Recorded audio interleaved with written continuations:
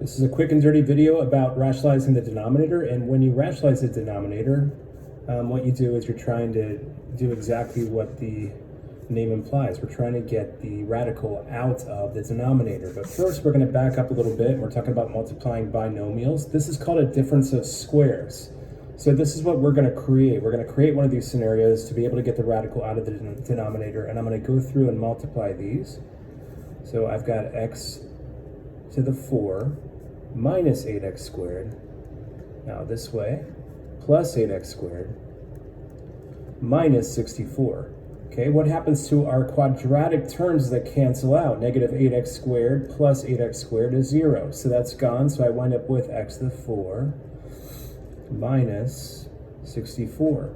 Okay, so that's the scenario we're going to create with this. Now, a rule with fractions is you can multiply the same quantity to your numerator as you do your denominator. You can multiply it by any quantity as so long as you multiply the numerator by that same quantity. I am trying to simplify this, so I'm going to use the quantity that's going to make this most simple, or simplest, okay? And then this is square root of 2 minus 3. All right, so I'm going to go ahead and I'm going to distribute the denominator. So square root of 2 times square root of 2 is square root of 4. The square root of 4 is 2. So 2. And I get minus 3 square root of 2 plus 3 square root of 2 minus 9.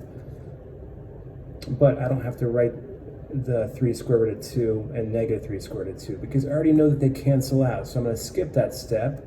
I'm going to multiply the square root of 14 times 2, and that's 28. So 28 is equal to 4 times 7. The square root of 4 is 2.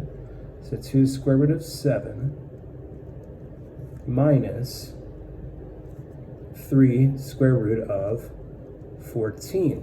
Now, one more step is I'm going to write sideways is equal to 2 square root of 7 minus 3 square root of 14 over negative 7.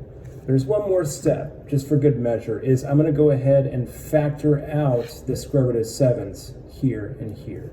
So I'm going to have square root of 7. Let me move this. I apologize. It's kind of a low quality video because of my limitations due to my setup. Okay, 2 minus 3 square root of 2, and then over negative 7. Always float your negative. Always make sure your negative's at the top, and we are finished.